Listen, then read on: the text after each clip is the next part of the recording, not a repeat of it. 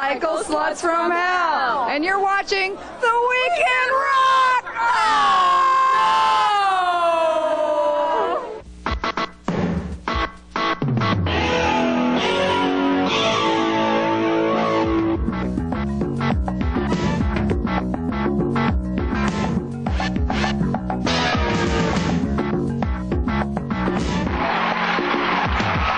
This week, AIDS takes one of rock's most flamboyant performers. A new Michael Jackson album hits the stores. Ozzy Osbourne makes nice with his fans. Keith Richards turns up right here in our studio.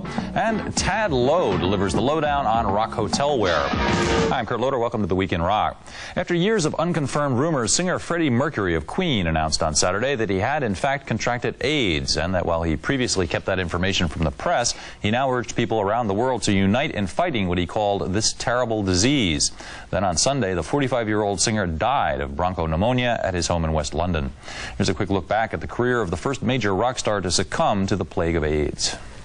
We are the champions, my friend. We will rock you. And there's nothing you can do about it. Freddie Mercury was born Frederick Bolzara on the 5th of September in Zanzibar, Africa. He became lead singer of Queen in 1971, one of the most enduring rock bands of recent times.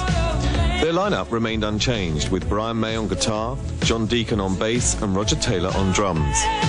Mercury came from a band called Wreckage, and although in Queen's early days endured critical hostility, they managed to plug the gap in the British pre-punk music scene.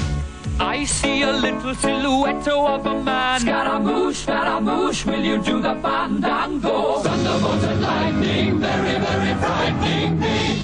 In 1975, their album A Night at the Opera, rumoured to be the most expensive UK production since the Beatles' Sgt. Pepper, spawned the 6-minute Bohemian Rhapsody. It became the longest-selling UK hit in 20 years, and its video is regarded as the one which spawned the video age. Easy come, easy go, will you let me go? Bismillah, no, we will not let you go. Let him go! Bismillah, we will not let you go. Let him go! Bismillah, we will not let you go. Let me go! We'll not let you go. Let me go! We'll not let you go. Let me go! I want to break free. I want to break free. Over later years, they continued to demonstrate their versatility as a band, with Mercury as a constant charismatic centerpiece. I seem to be what I'm not. You see, I'm wearing my heart like a crown. Although they all worked on solo ventures, including Mercury's acclaimed duet with opera singer Montserrat Caballé, the band had an enduring quality. In the 80s, they teamed up with Bowie to record Under Pressure, appeared at Live Aid, embarked on sellout tours, Reactions to Freddie Mercury's death were immediate. His friend David Bowie, who is frequently recorded at Queen's studio in Switzerland, said, "We'll all miss him. With his band, he made a great contribution to popular music." Phil Collins called Mercury's death a great tragedy, and George Michael noted that Freddie Mercury was a huge source of inspiration to me as a child. I religiously attended Queen's concerts year after year. This is a sad day. Queen fans are being encouraged to send donations in Freddie Mercury's name to the Terence Higgins Trust, an English AIDS organization, at Post Office Box 40, London, England, WC1X B8JU. In a postscript to another sad story, a standing room only crowd of music business notables gathered at the Hudson Theater in New York City on Monday night to eulogize the late concert promoter Bill Graham, who was killed in a helicopter crash in California exactly 1 month earlier. All attendees received a handbill for the first show at Graham's old New York outpost, the Fillmore East, which opened in 1968 with a show starring Big Brother and the Holding Company, featuring the late Janis Joplin. On hand at the memorial gathering were Steven Tyler and Tom Hamilton of Aerosmith, Sean Lennon and Yoko Ono, David Lee Roth, Little Steven, Paul Schaefer, and members of one of Graham's favorite groups, the long-running San Francisco band Tower of Power. Rolling Stone Keith Richards turned up too, and he had this to say. Kind of do anything for Bill. I kind of figure he's checking out the next gig, you know. Who better to be the front man? I don't know. I just felt I had to show up. I don't do these things very often, you know, but there's something that said, yeah, I want to be here just tonight, just to give my respects, you know. Music at the Bill Graham Memorial was provided by the Allman Brothers, who played a brief acoustic set and dedicated the song Sweet Melissa to Melissa Gold, Graham's longtime girlfriend, who was also killed in last month's crash. A multi-purpose charity has been set up in Graham's name called the Bill Graham Memorial Fund. Donations are tax deductible and can be sent to Post Office Box 429094, San Francisco, California 94142 9094. In one final sad note on a pretty depressing week, KISS drummer Eric Carr died of cancer at a New York City hospital on Sunday at the age of 41. Carr had been diagnosed as suffering from a heart tumor last May, and it eventually spread to his lungs. His last public appearance was at the MTV Video Music Awards show in September. 2 days later, he suffered a brain hemorrhage and had been hospitalized ever since. Carr had replaced Peter Criss, the original drummer with KISS, in 1979, and had been recording with the band up until a few months ago. He has been replaced in the KISS lineup by former Cult drummer Eric Singer. In less depressing news, Michael Jackson's new album Dangerous arrived in record stores this week, decked out with guest spots by Guns N' Roses guitarist Slash and a series of collaborations with New Jack Swing star Teddy Riley. We asked some early purchasers of the album how they liked it, and here's what they told us. We had an impromptu midnight sale here. It wasn't really going to happen, and Say accidentally announced it on the radio, and there was a lot of people calling up. There was a lot of demand for us to sell it early. We opened at midnight, and we sold, like 300 copies in 2 hours. We anticipated very good sales, and we haven't been let down yet. I don't know what to expect. I'm just going to buy it and see. Perhaps it'll be different. Well, I always buy Michael. Whatever he comes out with, I'll buy it. Yeah, I think the people are feeling it, the recession a little more, but this last quarter has been great with new releases. Business has picked up. We sold 800 U2 the first week. We sold about 750 of each Guns N' Roses, and I'm sure we'll do that with this one, if not more, this week. If today is any indication of what's going to happen, we're going to have good sales for the rest of the week. We can only hope that this will, kick the industry in the butt a little and, get sales really strong again. Okay, we're going to take a quick break right now, but we'll be back with singer Bret Michaels on the hazy future of his band Poison, Ozzy Osbourne's return to the public eye, the one and only Keith Richards here in our studio, and Tad Lowe's look at the latest in rock hotel accoutrements, so don't go away.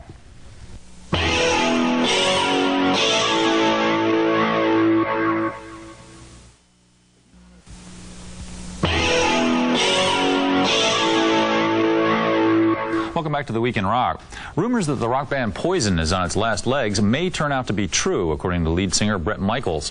In an interview in the new issue of Rip magazine, Michaels says the guitarist C.C. DeVille and bassist Bobby Dahl, who've been rumored to have serious drug problems, have in fact both checked into drug treatment programs.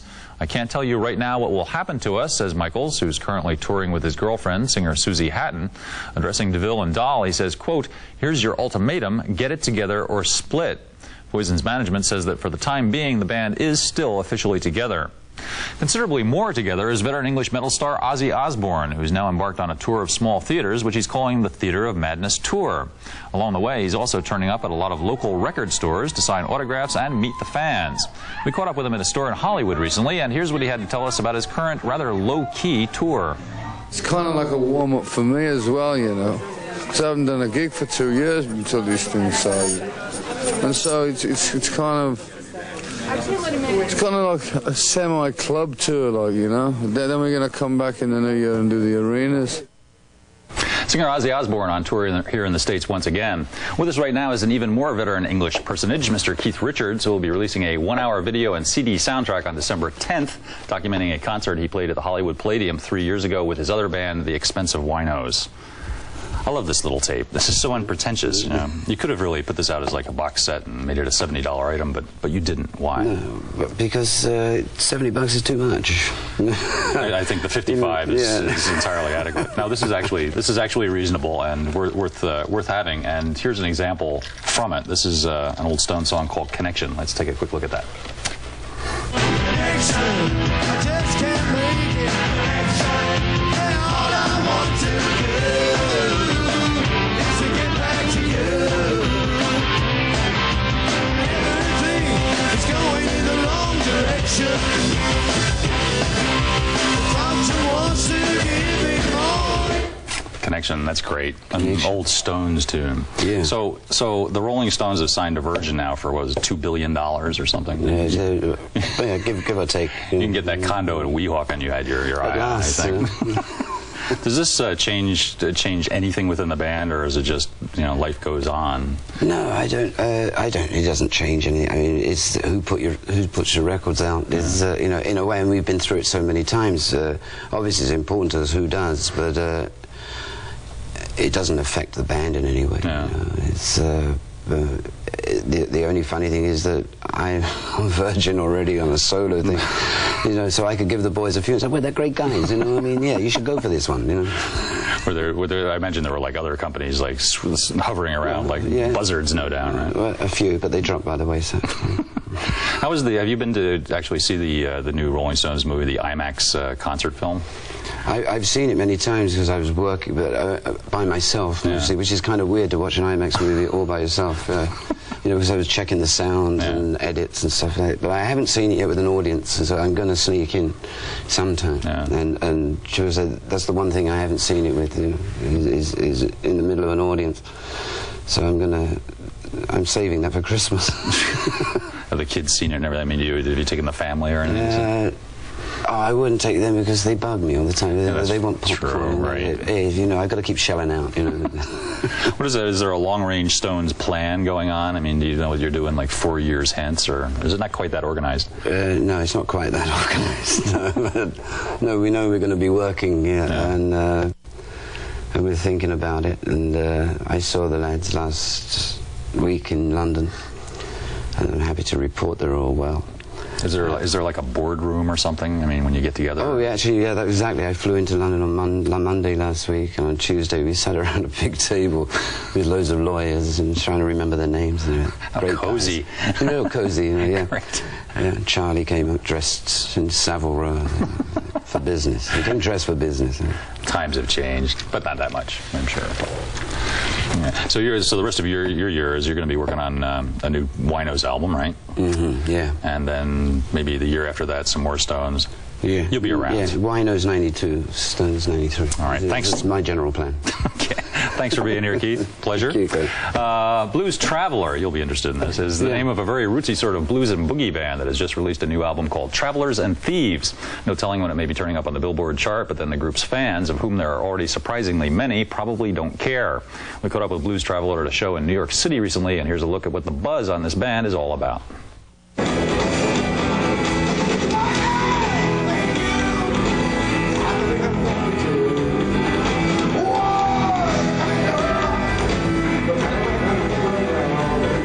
Blues Traveler, but they don't really play the blues. In fact, this New York band has a much broader definition of their sound. Our garage band attempt at our appreciation of jazz through our reality of rock and roll.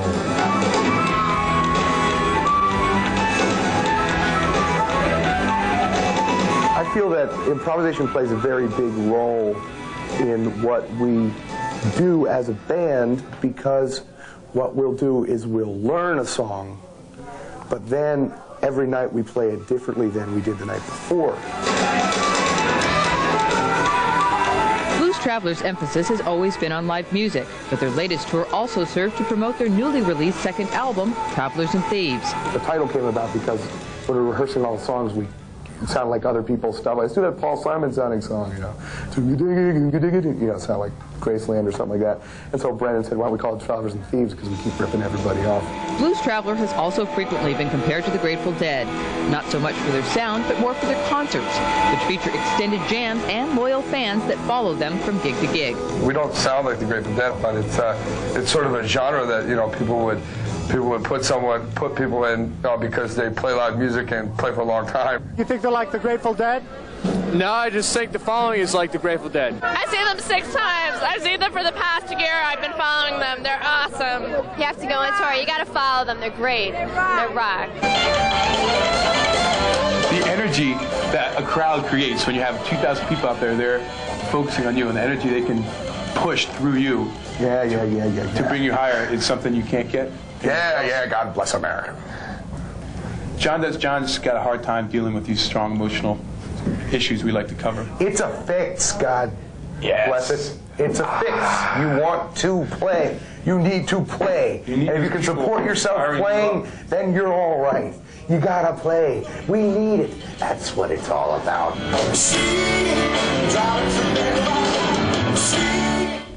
Blues Traveler will be playing Tuscaloosa, Alabama on Monday night. Try to catch them if you're in the area.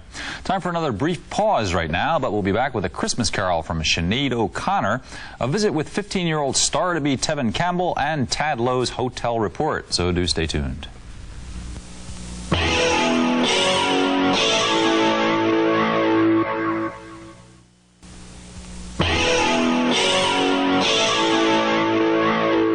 Welcome back to the Week in Rock. With Christmas less than a month away, Sinead O'Connor released a new seasonal single this week, an ethereal rendition of the traditional carol Silent Night with discreet keyboard backup by her pal Peter Gabriel. Here's how it sounds.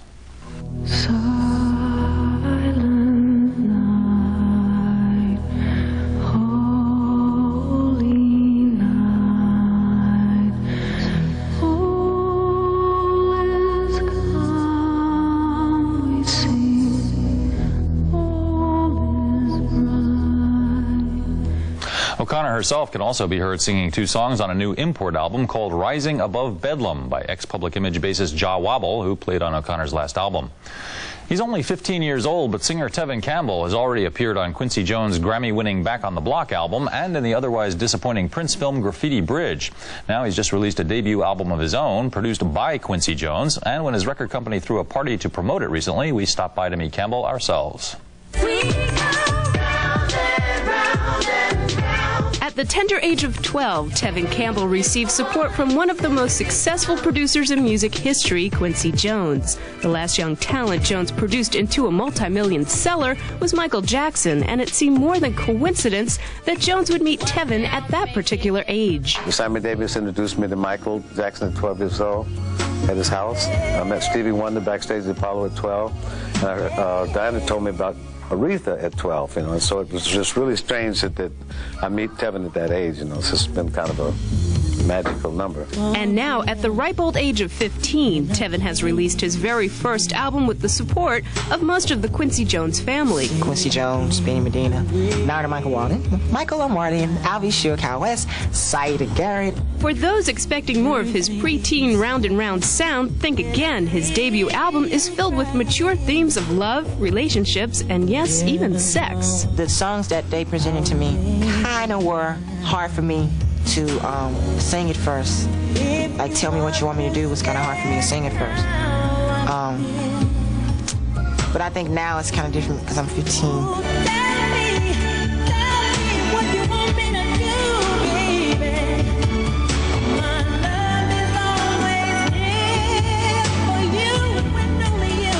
I mean, if I came out with Tell Me What Kind of Gum You Want, it would be kind of strange, The material was catered to Tevin. I would watch him and his friends and just watch him move around and the things they would talk about, so I'd write about it. And for him to go in and just sing about what he's living is the easiest thing for him to do. So with the foremost music producer at the helm and some of the most talented songwriters in your corner, it would seem natural for any 15-year-old to get carried away. There's a lot of concern about me being egotistical and ended up like a lot of kids have in show business and everything, but I don't think I could have. Sometimes I feel pressure to be better than, a lot of other people, but I think I've kind of gotten over that, Star-to-be Tevin Campbell. Finally, with hotel room demolition being one of rock's more popular indoor sports, our man Tad Lowe decided to stop by the 76th annual Hotel, Motel, and Restaurant Trade Show in New York City recently to see what new sorts of things might soon be flying out of touring rock stars' windows. Here's what he learned. The relationship between a rock star and his hotel room is a rather strange one. For most, it's like an adult sandbox, only with carpeting and room service, where the id is sort of released to romp freely. It's not your room, plus every day someone comes in to clean up after you. I guess probably Keith Moon from The Who could trash a hotel room better than anyone, although Keith Richards might disagree. Down! Led Zeppelin once rented 6 whole floors of this hotel in Los Angeles just to drive their motorcycles up and down the hallways. And even Donnie Wahlberg, the crankiest new kid on the block, recently joined this roster of hedonism when he allegedly lit his hotel room carpet on fire with vodka. But But what about the hotels? Just where do they go to replenish these rooms ravaged by rock stars? They come here to the International Hotel, Motel, and Restaurant Show. What is this product here?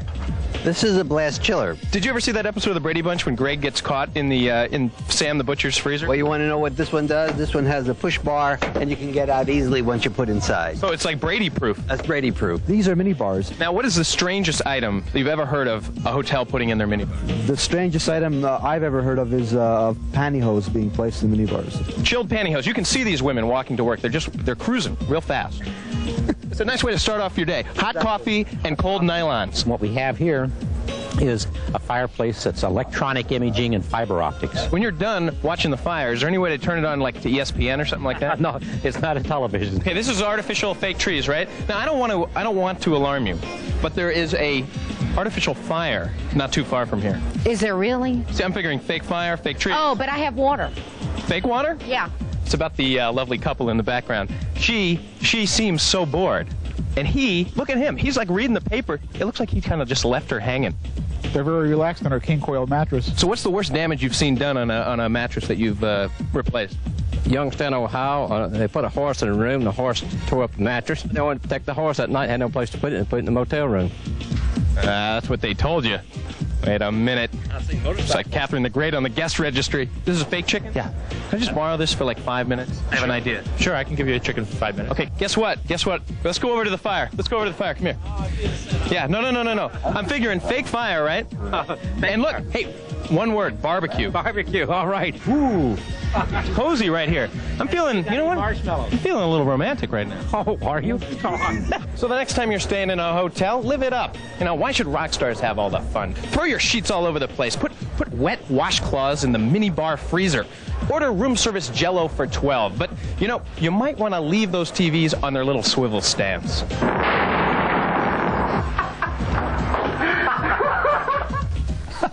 Tad Lowe at large. That about does it for this edition of the Week in Rock. We'll be back on Monday night at 8 p.m., 7 Central with The Day in Rock. And we hope to see you then. Have a good weekend.